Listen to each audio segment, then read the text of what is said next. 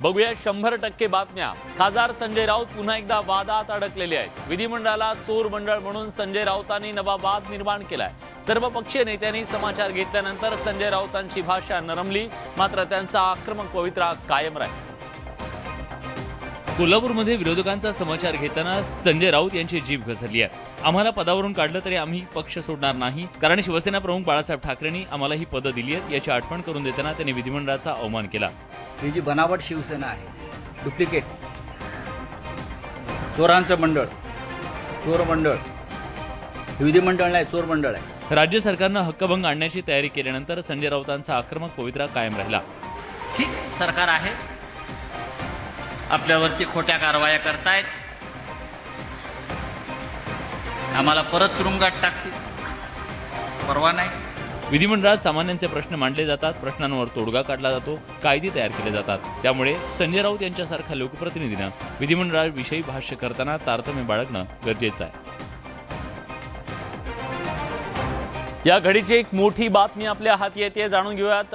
आज ज्या प्रकारचं हे सगळं राऊतांच्या विरोधात हक्कभंग समितीची स्थापना आता करण्यात आलेली आहे, ज्या प्रकारचं वक्तव्य संजय राऊत यांनी केलेलं होतं, त्यानंतर राहुल कुल हक्कभंग समितीचे आता अध्यक्ष असणार आहेत। या घडीची मोठी बातमी, आजच सर्व पक्षीय नेत्यांनी त्यांच्या या वक्तव्याचा निषेध केलेला होता आणि विधिमंडळाला चोर मंडळ म्हणणं हे आता संजय राऊत यांना भोवणार आहे। राहुल कुल यांचे हक्कभंग समितीचे अध्यक्ष म्हणून नियुक्ती करण्यात आलेली आहे। मागच्या सरकारनं च्या काळात जी हक्कभंग समिती होती ती आता बरखास्त करून नवी हक्कभंग समिती आज स्थापन करण्यात आलेली आहे। या हक्कभंग समितीच्या माध्यमातून संजय राऊत यांना या हक्कभंग समितीच्या समोर जावं लागू शकतं। जर त्यांचा हक्कभंग दाखल करून घेतला गेला तर 8 तारखेला त्याच्या संदर्भातला निर्णय घेतला जाण्याची शक्यता आहे। पण संजय राऊत यांच्या अडचणी वाढू शकतात, कारण आज संजय राऊत यांनी विधिमंडळाच्या संदर्भात जे वक्तव्य केलं ते अतिशय दुर्दैवी होतं, कारण संजय राऊत यांनी विधिमंडळातल्या सगळ्यांना चोर मंडळ असं म्हटलं, त्यामुळे त्यांच्या विरोधात हक्कभंग आणण्याची घोषणा करण्यात आली।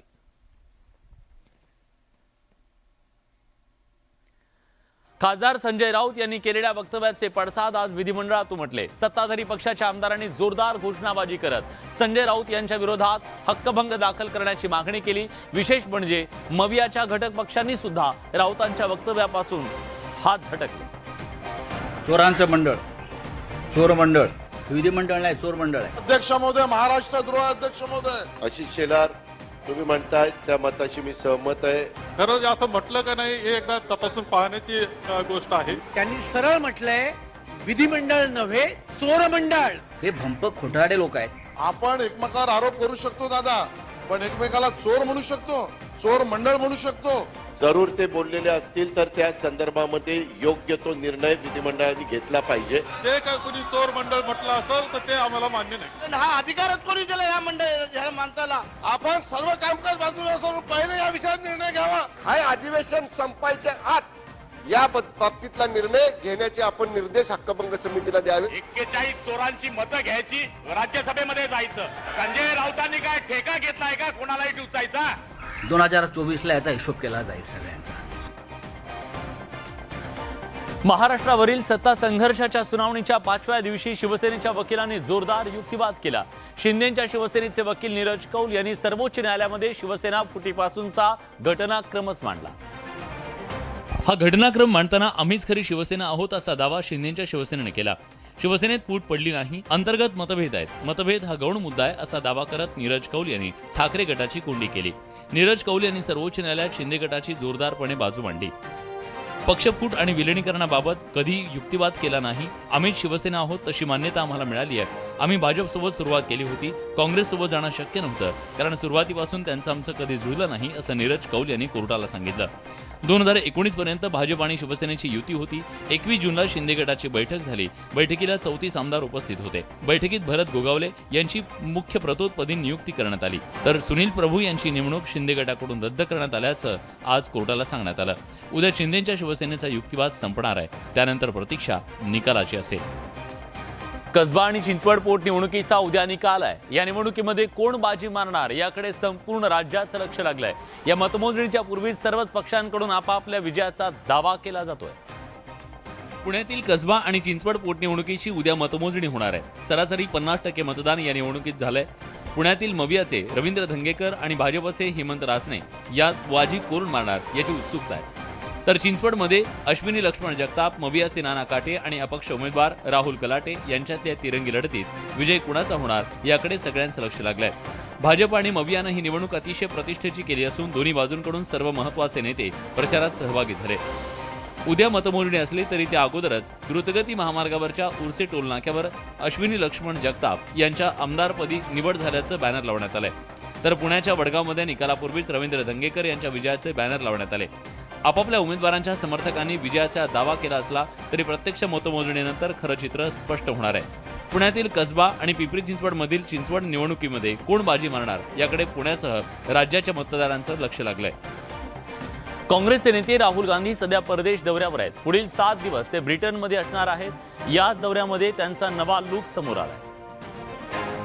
भारत जोडो यात्रेत राहुल गांधींचा पांढऱ्या रंगाच्या टी शर्ट मधला लूक पाहायला मिळत होता. वाढलेले केस आणि वाढलेली दाढी असा राहुल गांधींचा लूक चर्चेचा विषय ठरला. केंद्रीय अर्थसंकल्पीय अधिवेशन आणि काँग्रेसच्या रायपूरमधल्या अधिवेशनाला सुद्धा राहुल गांधींनी याच लूकमध्ये हजेरी लावली. सध्या राहुल गांधी ब्रिटनच्या दौऱ्यावर आहेत. केम्ब्रिज विद्यापीठात राहुल गांधी व्याख्यान देणार आहेत. यावेळी राहुल गांधी यांचा बदललेला लूक पाहायला मिळाला. राहुल गांधी यांच्या नव्या लूकचा फोटो समोर आलाय. कापलेले केस आणि ट्रिम केलेली दाढी पाहायला मिळतेय. शिवाय राहुल गांधींनी कोट, टाय आणि जॅकेट परिधान केल्याचं दिसतंय. सध्या राहुल गांधींचा हा जंटलमन लूक चर्चेचा विषय ठरलाय. रावसाहेब दानवे म्हटलं की दिलखुलास व्यक्तिमत्व अशी इमेज आपल्या समोर येते. मात्र आज जालन्यामध्ये घडलेल्या एका घटनेनं दानवेंचं नवं रूप पाहायला मिळालं. नेमकं काय घडलं बघूया. केंद्रीय रेल्वे राज्यमंत्री हे नेहमीच त्यांच्या भाषणाच्या अनोख्या शैलीनं चर्चेत असतात. दानवे ज्यावेळी भाषणात त्यांच्या खास शैलीत किस्से सांगतात तेव्हा उपस्थितांमध्ये एकच हशा पिकतो. मात्र जालन्यात आज चक्क उलटाच प्रकार पाहायला मिळाला. जालन्यात प्रधानमंत्री स्वनिधी कर्ज योजनेचं कर्ज वितरण कार्यक्रम सुरू होता. यावेळी रावसाहेब दानवे या योजनेचं महत्त्व लाभार्थ्यांना समजून सांगत होते. मात्र त्यात एक प्रेक्षक हसत असल्यानं दानवेंच्या लक्षात आलं आणि त्यानंतर दानवे त्याच्यावर चांगलेच संतापले. हे हसणारा बिड्या प्यायला आला का? मी काय बोलतो? तू लाभधारक आहे का? जॅकेट तू टी शर्टवर लाभधारक आहे तू? उठ मग, बाकीच्याला डिस्टर्ब करतो. रावसाहेब दानवे म्हणजे मिश्किल आणि रांगडा व्यक्तिमत्व. आपल्या भाषणातून खळखळून हसवणाऱ्या महाराष्ट्राच्या लाडक्या दाजींना गुस्सा क्यों आया, सध्या याची चर्चा रंगली आहे. राज्याच्या विविध भागात नाफेड मार्फत उद्यापासून हरभरा खरेदी सुरू होणार आहे. मात्र 2 दिवसांआधी शेतकऱ्यांच्या खरेदी केंद्रावर रांगा पाहायला मिळत आहेत. अमरावतीच नाही तर विदर्भातील अनेक भाग आणि मराठवाड्यातल्या बहुतांश जिल्ह्यात नाफेडच्या खरेदी केंद्रांवर शेतकऱ्यांना हरभरा विक्रीसाठी रात्र रांगा लावून बसावं लागतंय. अमरावतीतले शेतकरी ऊन वाऱ्याची पर्वा न करता 2 दिवसांपासून नाफेडच्या खरेदी केंद्रांवर रांगा लावून बसलेत. मराठवाड्यातल्या परभणीतही तशीच अवस्था आहे. प्रत्यक्ष हरभरा खरेदी मात्र सुरू झालेली नाहीये. शेतकऱ्यांना ऑनलाईन नोंदणी करायला सांगितली गेली आहे, पण वेबसाईट सुरू होत नसल्याचा आरोप शेतकऱ्यांनी केलाय. सरकार हरभरा विकत घेत नाही, मात्र नोंदणीसाठी रांगा लावणाऱ्या शेतकऱ्यांना लाठ्या खाव्या लागतायत. मायबाप सरकारनं घोषणा करण्याऐवजी शेतमाल खरेदीची व्यवस्था सुलभ करावी अशी मागणी शेतकरी करतायत. यवतमाळमध्ये कॉपीमुक्त अभियानाचा अक्षरशः फज्जा उडालाय. कॉपी पुरवण्यासाठी अक्षरशः स्पायडरमॅन प्रमाणे कॉपी पुरवणाऱ्यांची कसरत सुरू होती. यवतमाळ जिल्ह्यातल्या पुसद तालुक्यातील काटखेडा इथल्या उच्च माध्यमिक विद्यालयाबाहेरचं हे चित्र. या ठिकाणी 12वी फिजिक्स पेपर दरम्यान विद्यार्थ्यांना कॉपीचा पुरवठा केला जातोय. वर्गखोलीच्या खिडकीतून कॉपी पुरवण्यासाठी अक्षरशः झुंबड उडाली होती. शाळेच्या मागील बाजूने तर काही जण भिंतीवर उभे राहून कॉपी पुरवण्यासाठी धडपडत होते. एवढ्या मोठ्या प्रमाणात हा सगळा प्रकार खुलेआम सुरू असताना परीक्षा केंद्रावरील शिक्षक आणि पोलीस यंत्रणा नेमकी काय करतेय असा प्रश्न या निमित्तानं उपस्थित होतोय. एकूणच या प्रकारामुळे कॉपीमुक्त अभियानाचा बोजवारा उडाल्याचं दिसून आलंय. महागाईनं आधीच सामान्य जनतेचं कंबरडं मोडलेलं असताना पुन्हा एकदा गॅस दरवाढ करण्यात आल्यानं सर्वसामान्यांना आणखी एक झटका बसलाय. घरगुती आणि कमर्शियल सिलेंडरचे दर महागले. घरगुती गॅस सिलेंडरचे दर 50 रुपयांनी महागले, तर व्यावसायिक गॅस सिलेंडर 350 रुपयांनी महागलाय. आता महिन्याचं बजेट लावता लावता गृहिणींच्या नाकीनं येणार आहे. मुंबईत घरगुती गॅस सिलेंडरची किंमत आधी 1052 रुपये 50 पैसे इतकी होती. आता हा सिलेंडर 1102 रुपयांना मिळणार आहे. तर मुंबईत कमर्शियल गॅस सिलेंडर 1721 रुपयांना मिळत होता, तो आता 2071 रुपयांना मिळणार आहे. नवीन दरवाढ आजपासून लागू करण्यात आली आहे. लोकल टॅक्समुळे घरगुती गॅस सिलेंडरची किंमत ही वेगवेगळ्या ठिकाणी वेगवेगळी आपल्याला दिसते. फ्युएल रिटेलर्स दर महिन्याच्या सुरुवातीला LPG सिलेंडरच्या किमतीत सुधारणा करत असतात. थंडीचा महिना म्हणून ओळखला जाणारा फेब्रुवारी महिना एकदम हॉट ठरलाय. फेब्रुवारी महिन्याचं गरमीचे सगळे मागच्या 122 वर्षांचे रेकॉर्ड तोडलेत. फेब्रुवारी महिन्यामध्ये दिवसाचं सरासरी तापमान 1.73 डिग्री सेल्सिअसपेक्षा जास्त होतं. याआधी 1901 साली फेब्रुवारी महिन्यात अशा तापमानाची नोंद झाली होती. तेव्हा दिवसाचं सरासरी तापमान सामान्य तापमानापेक्षा 0.81 डिग्री सेल्सिअस जास्त होतं. हवामान तज्ज्ञांनुसार पुढच्या 3 महिन्यांमध्ये उन्हाळा नागरिकांसाठी त्रासदायक ठरू शकतो. 1 मार्च पासून संपूर्ण देशात उष्णतेच्या लाटेचा इशारा दिलाय. देशाच्या अनेक भागातलं तापमान मागच्या वर्षीच्या तुलनेत जास्त असण्याचा आणि उष्णतेची लाट येण्याची शक्यता आहे. हवामान तज्ज्ञांनी दिलेल्या माहितीनुसार पुढच्या 3 महिन्यांमध्ये वाढलेल्या तापमानाचा परिणाम जनजीवनावर होईल. हवामान तज्ज्ञांनी दिलेल्या माहितीनुसार पुढच्या 3 महिन्यांमध्ये वाढलेल्या तापमानाचा परिणाम जनजीवनावर सुद्धा होईल. दक्षिण भारत, मध्य भारताचा काही भाग, पश्चिम आणि उत्तर भारतात उष्णतेच्या लाटेचे परिणाम जाणवतील. प्रसिद्ध कीर्तनकार इंदोरीकर महाराजांच्या कीर्तनाचे राज्यभर कार्यक्रम सुरू असतात. नुकताच इंदोरीकर महाराजांच्या कीर्तनाचा कार्यक्रम पुण्यातल्या मुशीमध्ये पार पडला. या कार्यक्रमात घडलेल्या एका प्रसंगाचा व्हिडिओ सध्या प्रचंड व्हायरल होतोय. इंदोरीकर महाराज कीर्तनातून विविध विषयांवर भाष्य करतात. राजकीय नेत्यांपासून अनेकांची ती कीर्तनातून फिरकी घेतात. कीर्तनाच्या कार्यक्रमाला आलेल्या लहान मुलांनाही इंदोरीकर महाराज विविध मुद्द्यांवर प्रश्न विचारतात. मात्र पुण्याच्या मोशीमधील कीर्तनावेळी एक चिमुकला स्टेज समोर येऊन झुमकावाली पोरं या गाण्यावरती नाचू लागला. इंदोरीकर महाराजांनी मग या चिमुकल्याला थेट स्टेजवर बोलावलं. स्टेजवर येताच चिमुकल्यानं आपल्या अंदाजात झुमकावाली पोरं हे गाणं अहिराणी भाषेत सादर केलं.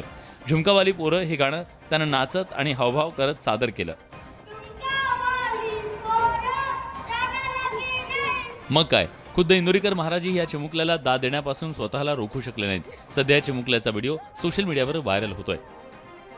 भंडाऱ्यामध्ये बैलगाडी शर्यतीच्या थराराच्या दरम्यान काळजाचा ठोका चुकवणारी एक घटना समोर आली आहे. या घटनेत सुदैवानं कुठलीही जीवितहानी झाली नाही. मात्र या घटनेनं सगळ्यांच्याच तोंडचं पाणी पळालं. बैलगाडा शर्यती अर्थात शंकरपटावरची बंदी उठल्यानंतर राज्यात विविध भागात शंकरपटाचं आयोजन केलं जात आहे. भिर्र करत वाऱ्याच्या वेगानं जाणाऱ्या बैलगाड्या आणि त्या मागोमाग बैलगाडा प्रेमींची गर्दी. कोणती बैलगाडी कधी बाजी मारणार याची उत्सुकता शिगेल असते. भंडारा जिल्ह्यातल्या साकोलीमध्ये शंकरपटाचं आयोजन करण्यात आलं होतं. इथं शंकरपट सुरू होताच एक बैलगाडी सैराट पळू लागली. मार्ग न मिळाल्यानं बैलजोडी समोरच असलेल्या खांबाला जाऊन आदळली. यामुळे उपस्थितांच्या काळजाचा ठोका चुकला आणि त्यांनी त्या ठिकाणी धाव घेतली. या दुर्घटनेत बैलांना किंवा बैलजोडी हाकणाऱ्याला कुठलीही दुखापत झाली नसून ते सुखरूप असल्याचं सांगितलं जात आहे. महाराष्ट्र आणि तेलंगणा सीमेलगत असलेल्या यवतमाळ जिल्ह्यातल्या टिपेश्वर अभयारण्यामध्ये 1 ते 1.5 वर्षाचा पट्टीदार वाघाचा बछडा जखमी अवस्थेत फिरतोय. जखमी वाघावर उपचार करण्यात यावेत अशी मागणी केली जाते. वन्यप्रेमींकडून ही मागणी होती. यवतमाळ जिल्ह्यातल्या टिपेश्वर अभयारण्यात सध्या वाघांची संख्या मोठ्या प्रमाणात वाढली आहे. वाघाच्या हमखास दर्शनामुळे आंध्र, तेलंगणा, महाराष्ट्र याशिवाय कर्नाटकातले पर्यटक इथं गर्दी करतात. या अभयारण्यातील तलाव परिसरात सध्या एक बछडा जखमी अवस्थेत फिरत असल्याचं पर्यटकांना आढळून आलं. हा बछडा गेल्या 10 ते 15 दिवसापासून जखमी अवस्थेत याच भागात फिरतोय. त्याच्या पायाला जखम झाल्याचं चालण्यावरून दिसून येतंय. या जखमी बछड्यावर वेळीच उपचार करण्याची गरज व्यक्त केली जाते. तुर्कीमध्ये झालेल्या विनाशकारी भूकंपानंतर संपूर्ण शहर जमिनीखाली गाडलं गेलं. या भूकंपात आतापर्यंत 44,000हून अधिक नागरिकांचा मृत्यू झालाय. मदत आणि बचाव कार्य अजूनही सुरू आहे. अशात आता या भूकंपात तब्बल 21 दिवसानंतर एक चमत्कार घडलाय. एकीकडे विनाशकारी भूकंपानंतरही तुर्कस्तानमध्ये भूकंपाचे धक्के जाणवत आहेत. दुसरीकडे मदत आणि बचाव कार्य करत असलेली टीम ढिगाऱ्याखाली दबलेल्या लोकांना अजूनही बाहेर काढण्याचं काम करते. याचे अनेक व्हिडिओ सध्या सोशल मीडियावर व्हायरल होत आहेत. असाच एक नवा व्हिडिओ सध्या समोर आलाय. भूकंपानंतर 21 दिवस ढिगाऱ्याखाली दबलेल्या घोड्याला जिवंत बाहेर काढण्यात आलंय. तब्बल 21 दिवस हा घोडा ढिगाऱ्याखाली अडकला होता. बचाव पथकानं ढिगारा दूर करताच हा घोडा त्यातून जिवंत बाहेर आलाय. या घोड्याला पाहिल्यानंतर सगळेजण थक्क झाले. काहींनी याला चमत्कार तर काहींनी या घोड्याला चक्क देवाची उपमा दिली आहे. सोशल मीडियावर या व्हिडिओवर कमेंट्स आणि लाईक्सचा वर्षाव सुरू आहे. इंदूर कसोटीमध्ये भारतीय संघ बॅकफूटवर आलाय. भारताचा पहिला डाव अवघ्या 109 धावांवर आटोपला. ऑस्ट्रेलियाने या कसोटीमध्ये आतापर्यंत 47 धावांची आघाडी घेतली. नागपूर आणि दिल्ली कसोटीत दिमागदार विजय मिळवलेल्या टीम इंडियाच्या आत्मविश्वासाचा फुगा इंदूर कसोटीच्या पहिल्या दिवशी फुटला. ऑस्ट्रेलियाच्या फिरकीपटूंसमोर शरणागती पत्करत टीम इंडियाचा पहिला डाव अवघ्या 109 धावांमध्ये संपुष्टात आला. भारताच्या एकाही फलंदाजाला मोठी खेळी करता आली नाही. ऑस्ट्रेलियानं पहिल्या डावात 4 गडी गमावत 156 धावा केल्यात. ऑस्ट्रेलियाकडून उस्मान ख्वाजानं 60 धावांची खेळी केली. ऑस्ट्रेलियानं आतापर्यंत भारतीय संघावर 47 धावांची आघाडी घेतली आहे. ऑस्ट्रेलियाचे उर्वरित गोलंदाज लवकरात लवकर बाद करण्याचं आव्हान भारतीय गोलंदाजांसमोर असणार आहे. इंदूर कसोटीच्या पहिल्या दिवशी भारताची कामगिरी निराशाजनक असली तरी सुद्धा टीम इंडियाचा स्टार गोलंदाज रविचंद्रन अश्विनसाठी एक गुड न्यूज आली आहे. ICC क्रमवारीमध्ये गोलंदाजांच्या क्रमवारीत अश्विननं अव्वल स्थान पटकावलंय. भारतीय संघाचा स्टार अनुभवी अष्टपैलू खेळाडू रविचंद्र अश्विननं बड्या फलंदाजांना आपल्या फिरकीच्या तालावर नाचवलंय. त्याच्या फिरकीच्या या जादूमुळे जगात अव्वल असल्याचं त्यानं सिद्ध केलंय. आता ICCच्या कसोटी क्रमवारीत सुद्धा त्यावर शिक्कामोर्तब झालंय. कसोटी गोलंदाजांच्या क्रमवारीत दिग्गज गोलंदाज जेम्स अँडरसनला मागे टाकत अश्विननं पहिलं स्थान पटकावलंय.